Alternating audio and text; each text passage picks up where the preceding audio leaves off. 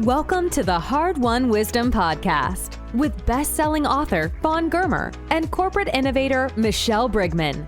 Come here weekly for career and life-changing conversations with some of today's most influential thought leaders, senior executives, and trailblazers who will share their mentoring wisdom. This podcast is brought to you by the Women's Leadership Network.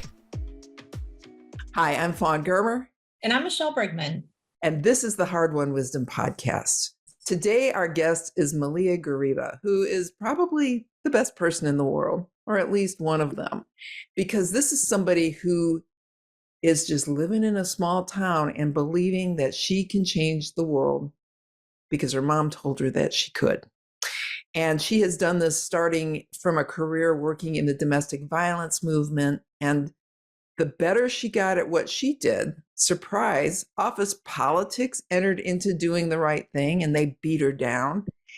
And she was undaunted and landed in this hellhole of a rural city and found out that we in this country actually have people who are enslaved.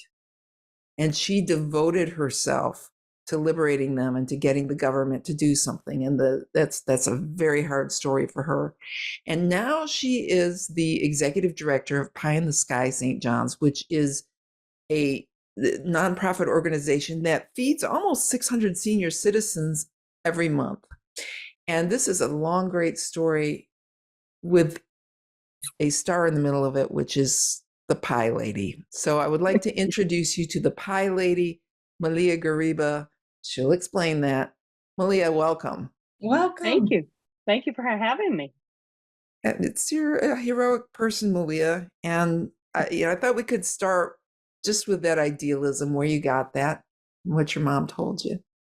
Well, my mama was an older mom. She was 40 when I was born. And she had lived through the Depression and seen a lot and rebelled against her matriarchal mother and kind of instilled that in me from the beginning, even though I didn't know it until some 40 years later that that's what she was doing. But she just always said, do what you can where you can.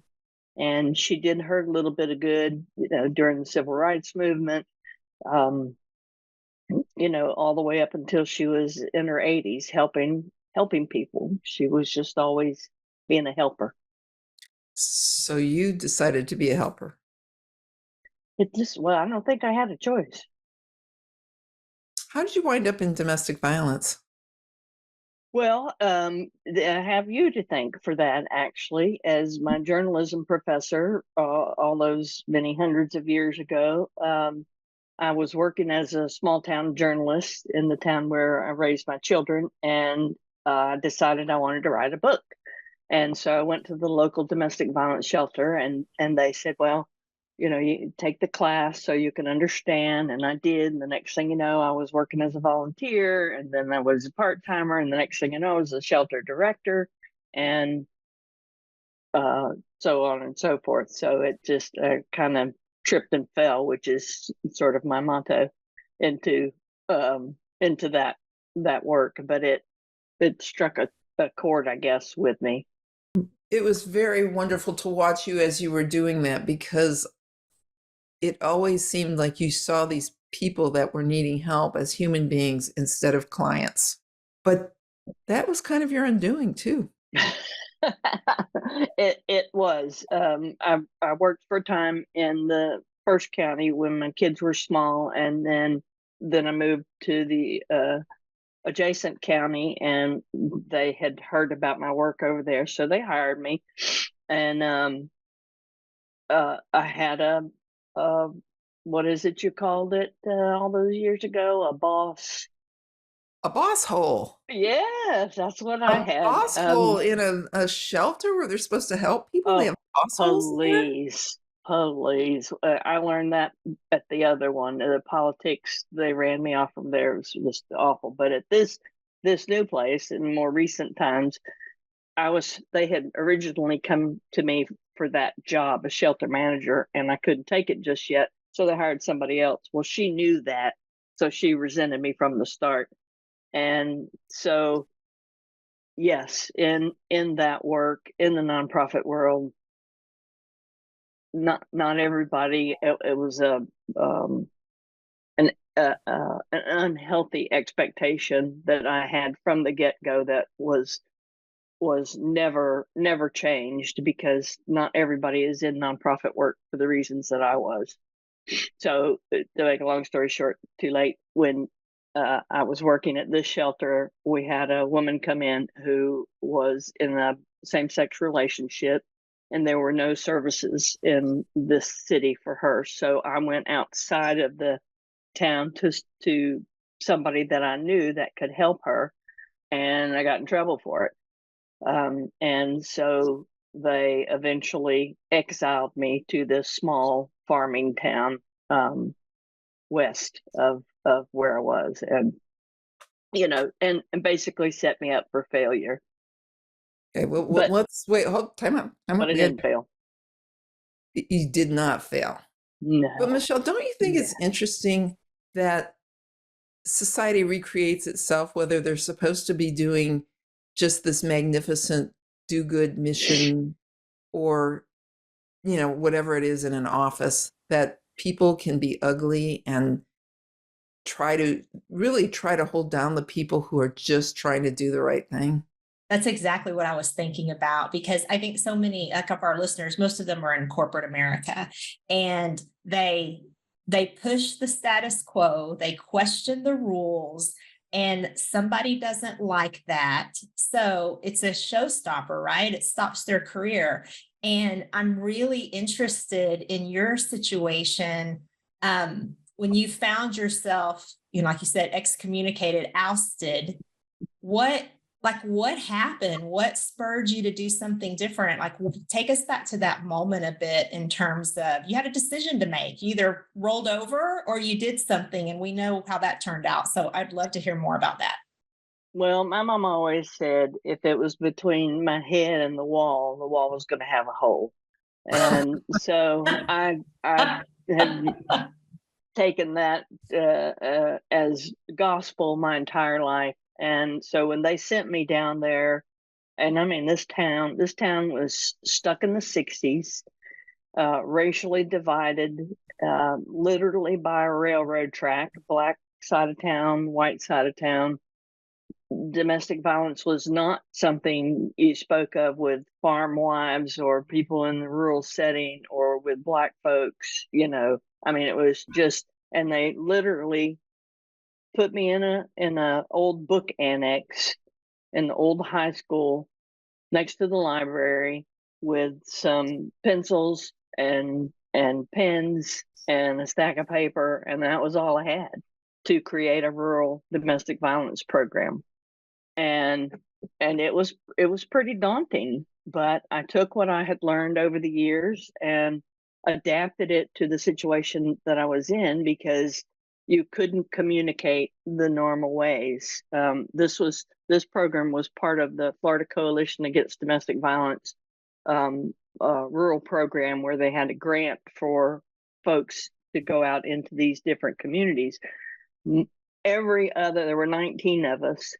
All 18 of those other rural programs were like in the city of Fernandina. Wow. In this, I mean, they were in places where they had newspapers and TV stations, and the town I was in had none of that. They didn't even have a chamber of commerce. They barely had a main street. I mean, it's the town you pass through with the one light. It's a town you don't notice. Mm-mm. And it's kind of a shithole. Oh yeah, it was definitely that. And so I went to the library and made friends over there, and the library was the epicenter of town. And so that's where I determined to start. So I did a domestic violence training for them, and as people, they knew everybody in town, everybody knew them. So as people started coming in, and with a black eye here or overhearing a story, then those wonderful people at the library would send them my way, and that was how I got some of my first clients. But then I had to make my own flyers with my own stuff, go post it in the bathrooms at the Jiffy store, go out to there's a 10,000 acre rural area and with one store, and I'd go street by street, putting them on telephone poles. I can't tell you the number of ant beds I stepped in, yellow flies that got me. I'm, stapling, and I'm looking and staple my head. And so every day I would get in this neighborhood was divided alphabetically by street, Abby, Betty, whatever. So every day I'd take a different street, and that was how I got the word out. So it was doggone hard to start from scratch. How long were you working for the shelter when you were there? 3 years. And okay, so in 3 years, it was kind of quickly where you built this community where there wasn't one. And, like the big peace sign, if you can tell about that, because I thought that was really something that shocked me and was amazing. Well, so that came a little later, but in the beginning, they sent me there in October, which is Domestic Violence Awareness Month. So I always wanted to hold a march about something. I wanted to march. My mama wouldn't let me march in the civil rights because I was too young. But so we held a march, and we had 25 people, and we marched one little block down the road. So fast forward to 3 years later in April, which is Sexual Assault Awareness Month, and we had another march, and we had 125 people marching down Main Street, and it was so awesome. And everything ended up at the library, because those 2 months of every year we would have a program at the library, in the library courtyard, and have speakers, and we brought food so people would come and spread the word. So then it was that April, also on the heels of one of the first convictions for a rapist in this rural town that I was a big part of, because I had met the victim at the hospital, knew who she was, knew about the town, and was able to get her back and forth to court that they were able to secure that conviction. And then I got canned.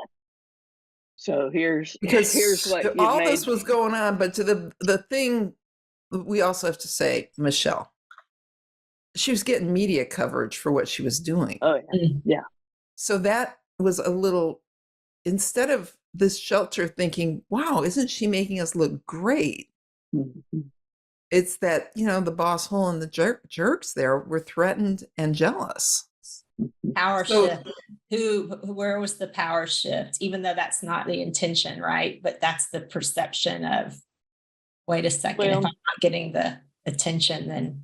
Yeah, why aren't they looking at me instead of why are they looking at you? Well, the director was retired, the executive director. And so the woman who had put me into that position was born and raised in that town. And when I went there, she was like, now, you don't, Black people walk on this side of the street, white people walk on this side of the street, all of these things. And it was also in those latter few months that I met my first farm workers.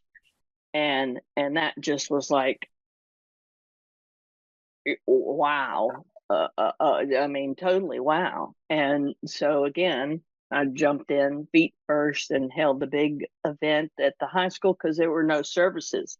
And when I say farm workers, these are primarily African American men and women who are held in peonage in this community. And it's a generational, it's been going on for decades. And so they especially didn't like that, because the farmers were a big group, and it wasn't something they wanted to talk about or be known for, of hiring this slave labor pool. So I think that all of it cultivated in, oops, I forgot to file the grant. So and when they told me over the phone, And I was, of course, devastated, driving around town crying, and I offered to work for free because it had taken me all that time to go from the little hole in the library. Then I went to the sheriff's substation, which was not ideal because what victim wants to come there, to finally getting my own place on Main Street, and really being a presence where we had a counselor come down. We held beading classes. I mean, and it was a place that women could come to feel safe. And I was a part of the community when a woman, a Black woman, who, when I first met her, wouldn't shake my hand because she said, I don't shake white people's hands, to when she got off the bus at the end of the day from her job, she would have the bus drop her at my place and come in and have a cup of coffee and sit and talk. And then when she would walk across the railroad tracks, this is how you knew you made it in this town. They'd holler, "Hey, Malea! Hey, Pie!" And so when you got hollered at from the other side of the railroad tracks, you were in. So I'd made a lot of inroads and just wasn't willing to give that up. It was the one word that is significant, what she said, is the word slavery. Mm-hmm. Because I would listen to these stories she told, and I was shocked. It's like, how can that exist in modern times, right? I mean, seriously, how? And yet what it was is you'd have these field bosses that would get predominantly Black crowds of workers and get them addicted to drugs or in debt to the point where they had no choice. And then Malea showed me their living conditions. And this is going on in our country, perfectly legal. When was this again? Just to level set everybody listening. It's now. Yeah, it's still going on now, but it was 2006 when I started down there. But it still exists today, and that's a whole nother long story. But yeah, it's still going on. And it's not just there, it's all over, because they would take the crews. So it was a form of trafficking, because they'd take the crews when the season would end in the summer here. They'd take them to another location in this town where they could keep watch over them so that they couldn't leave, and then transport them up to North Carolina, South Carolina, Virginia, Pennsylvania to do the fall crops up there. So, and then they'd traffic them back down here. And the living conditions were horrific. There was somebody living in a little hot shed, and they were taking their Social Security checks. I mean, it was so complicated, and she was starting to get in at this, and then suddenly she's told, you need to leave. You're not going to get any money. You're not representing us. And then she had a defining moment, one of those turning points. And Malea, talk about that night. So it was actually during the day, and I was sitting at the only cafe in town with my wife, and we'd been cleaning out my desk at my office, and we were having lunch. Johnny's delicious fried chicken. Probably shouldn't have said Johnny, but anyway. And he didn't serve dessert because he, as he said, he wanted, he didn't want you sitting around yakking. He wanted people to come and go. So I said, to my wife, I said, maybe I should open up a pie shop and sell pie and use the money to continue to fill in the cracks. And so I went over to see a friend of mine at another agency, and I told him my idea. And he said, well, you should call it Pie in the Sky, because you have pie in the sky ideas about how to help people.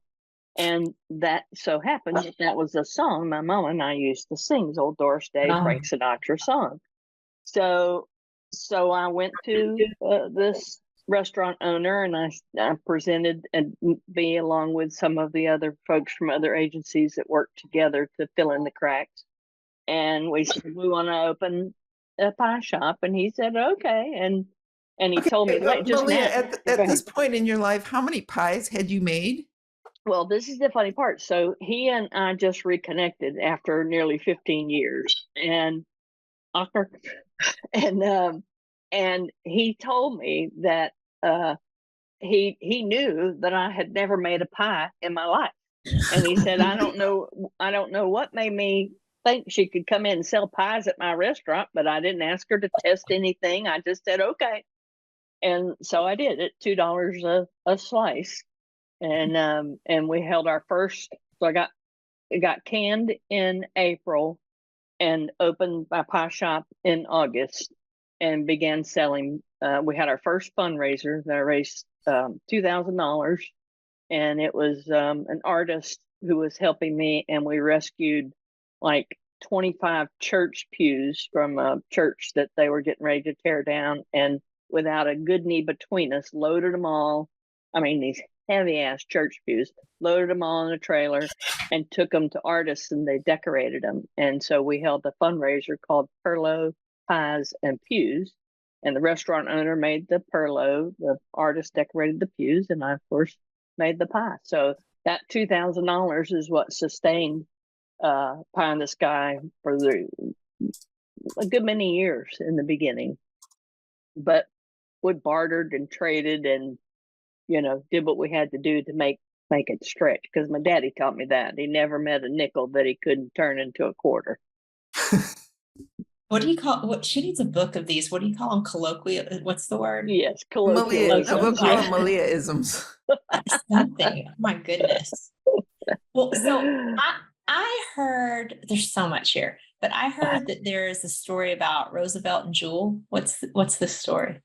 So I was actually homesick one day, and when I was still working for the shelter, and I got a call we had started this little small community center over at the other abandoned junior high school, because all the schools had moved out of this town. And they said, we have 2 men here who are looking for help. And one of them, it says that he was sexually assaulted. And, what do we do? So I called a really good friend of mine who worked down there at the time and who was part of the building of Pie in the Sky.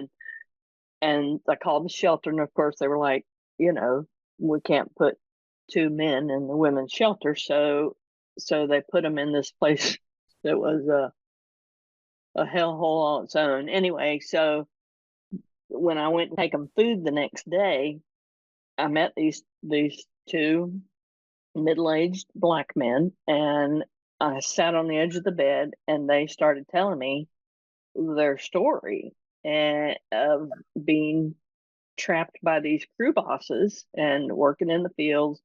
And the younger one, Roosevelt, had his Social Security check taken by the crew boss.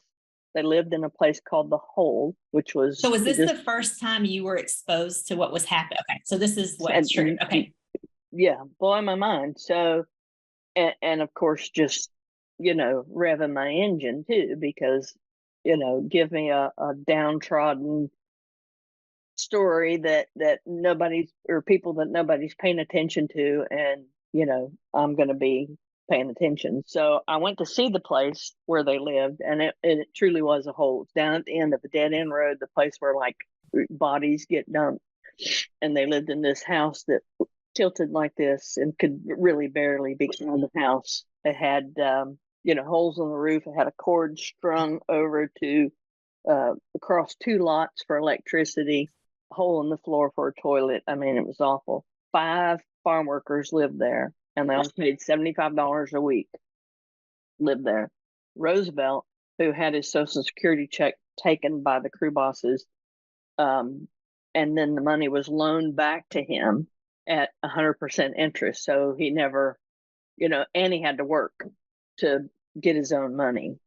And so that was my first entry into the world of modern day slavery in this small town just 17 miles west of a big tourist town in Florida. And then through the next years, I learned the depth and breadth of this dynamic there, that and just how many ways these people could be taken advantage of. And it's important to note here that the people doing this to these people were Black. So they would get paid, the crew bosses would get paid by the white farm workers and say, go out and get us X number of people. The crew bosses would go to the homeless shelters, pick people up, bring them out in the middle of the night to these rural places where they had no idea. They'd give them $10 on the bus. By the time they got where they're going, they owed 20. They'd either be in a camp or an abandoned house where they wouldn't work for a couple of weeks, but they had to pay for room and board. They had to pay for food, most of which was donated by groups that came in with sandwiches, but the crew bosses would then sell. They had to pay to use the toilet. They had to pay, drugs, sex, beer, whatever. So by the time they put them in the field and they're out in the middle of nowhere and have nowhere to go, they're already in debt. And the crew bosses were abusive and cruel and threatening. So, but that's just the one way. There's a dozen other ways. So you liberated them, and at that point, you did get them a little media attention, didn't you? There was a story in Folio. Susan Armstrong did a story, but we had it. It's important to note we had to hide them because I had to go to the Social Security Administration and get the crew boss's name off of his check.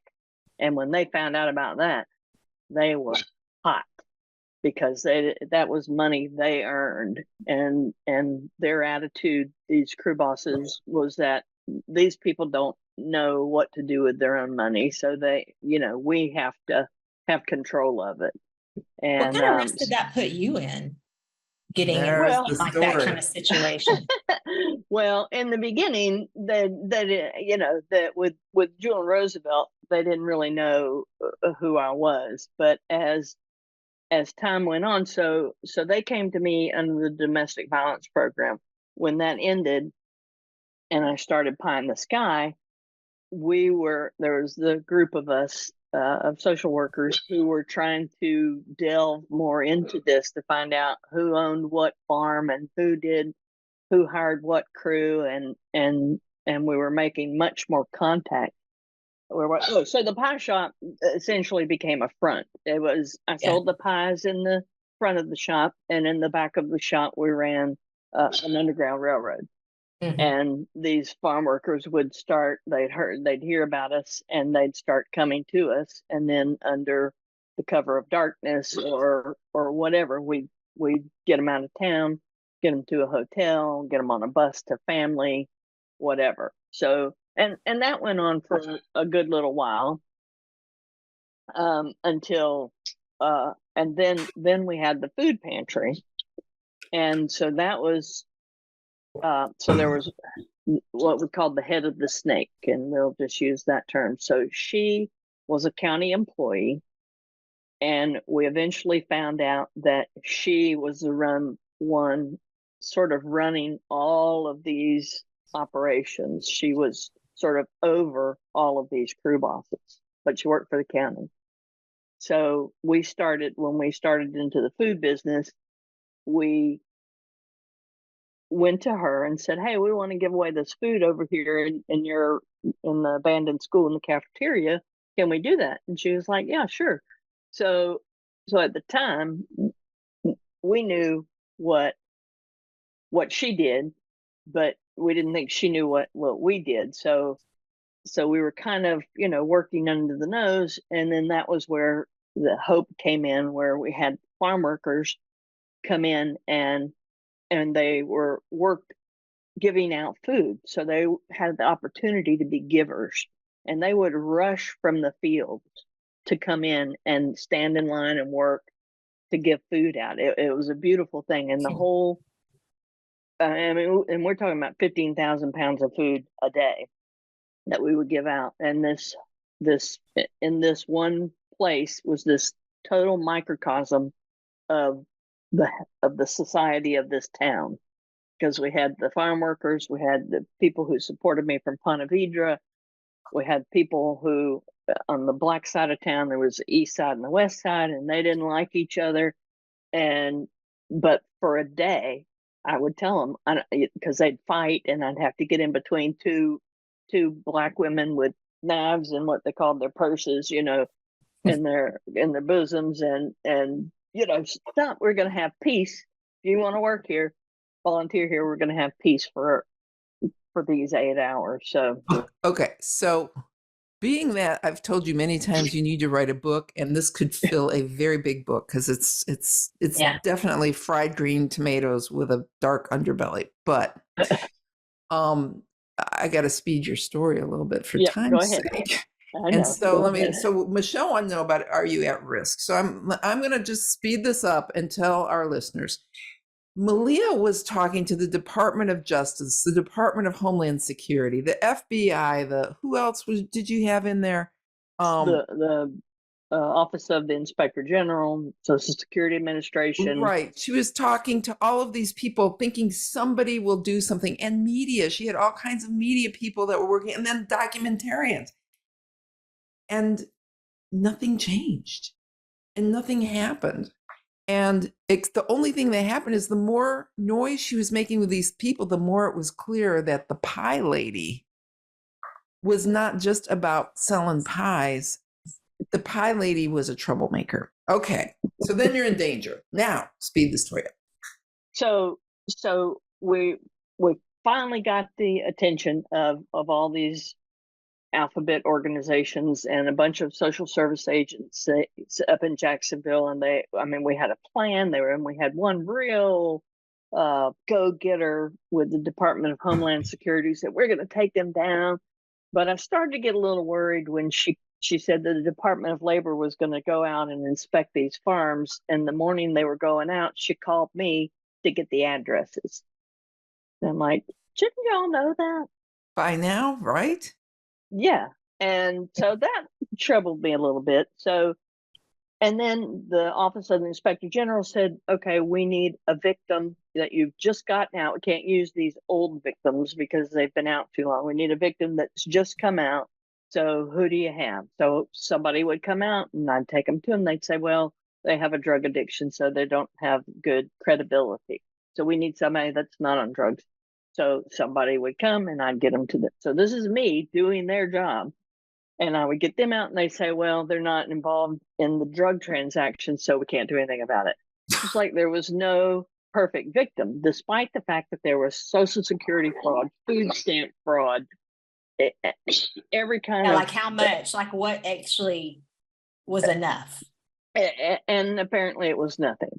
So at the end of the day, this group, Department of Labor, DHS, and Office of the Inspector General went down and did what they call a knock and talk to the one of the main crew leaders' houses, and where she lived in subsidized housing, even though she was collecting all of these thousands of dollars in checks.